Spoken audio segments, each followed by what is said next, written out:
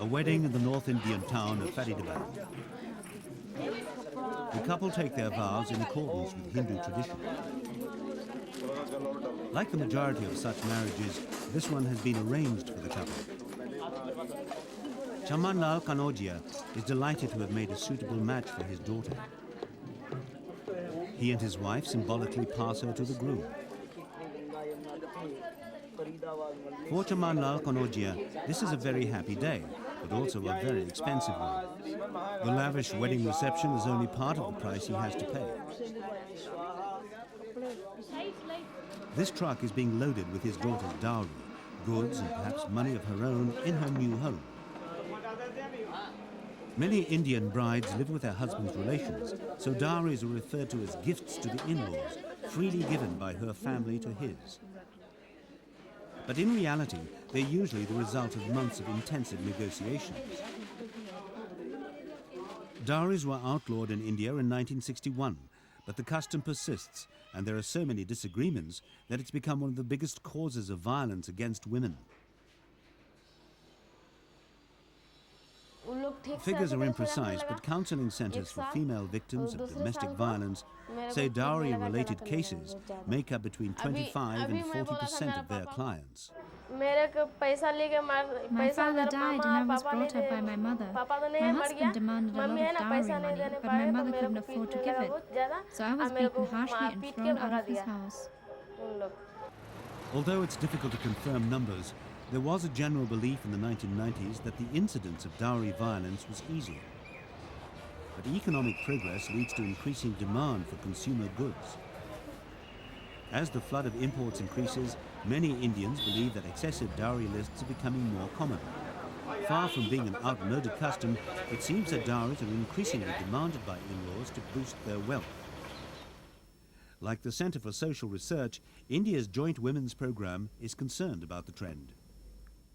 It's not only the very rich that are doing it in order to make it appear like a status symbol, but even those who are working in their homes and those who are new rich are trying to ape them in order to show that they have some economic status in society. The impact is very bad on women because dowry practice, which should have been completely stopped, continues to grow. The authorities and concerned groups use various methods in trying to educate people about dowries and violence. A common way of murdering brides who didn't bring a satisfactory dowry with them is to soak them in a cooking fuel like paraffin and to set them alight.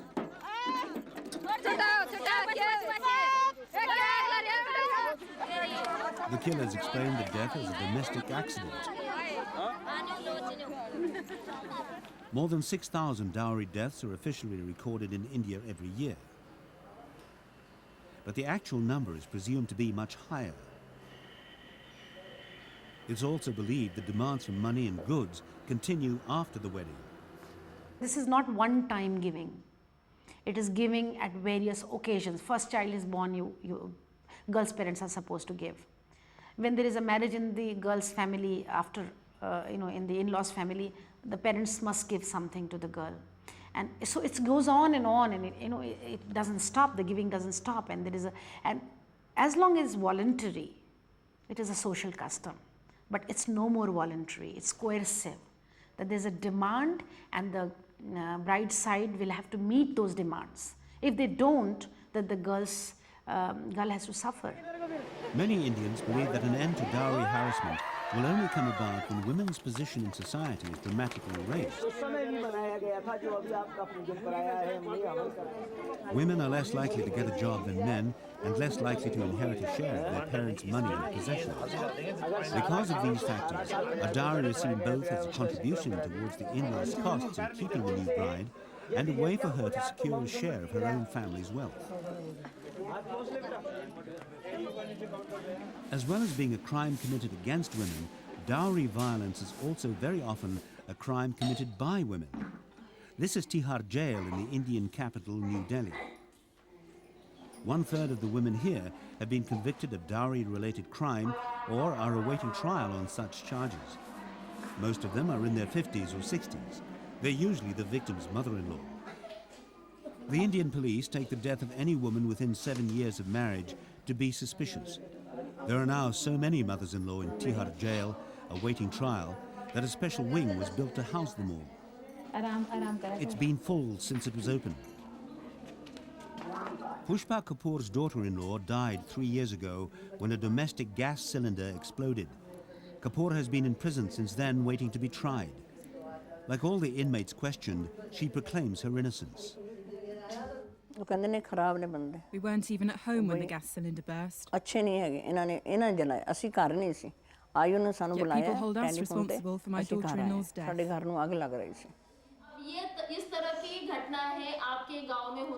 This workshop has been organized by the Multiple Action Research Group. Cartoons are an effective way of getting the message across, given that many women are poorly educated. The workshop warns young women of the threat of abuse and tries to dissuade older women from being the abusers.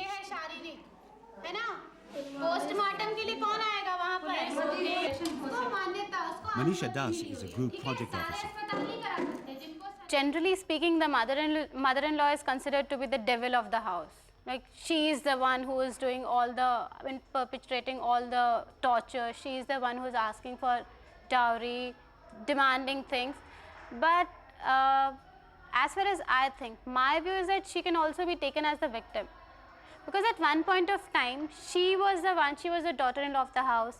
Her mother-in-law or her father-in-law, somebody asked dowry from her, asked for dowry. And also, since she has been given a very limited power in the house, she cannot exercise her power over her husband, over her son. So when this daughter-in-law comes and she gets a point, okay, I'll ask for dowry.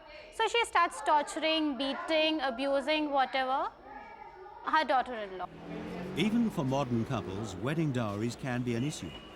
If the man is well qualified and has a good job, his family is likely to expect a generous dowry. If the bride's family can afford to be generous, it enhances their status. Dowry demands are believed to be especially prevalent among India's huge population of educated and career-minded city dwellers. But when asked, they disavow the practice. It's ridiculous, it's sick, because it's so degrading, it's horrible. I mean, how can you ask for money from a girl's parent who's actually giving away his daughter and enduring all that pain of, being away from her, and in spite of that, you're taking money from them? It's terrible. I think it's a ridiculous system which is prevailing in India. So it's just a shit system. As far as I'm concerned, dowry, I think it is a social menace. In India, it is most probably rampant. But then we all, with consciously, we should, all of us should think about it and refuse dowry. And look after, because the girl who comes to our house, we should treat her as our own girl. Like we want our girl to go out somewhere, and we want the other person to treat her as their own child. This young bride's marriage is beginning well. Her husband's family has welcomed her and her father's gifts, so everyone is happy.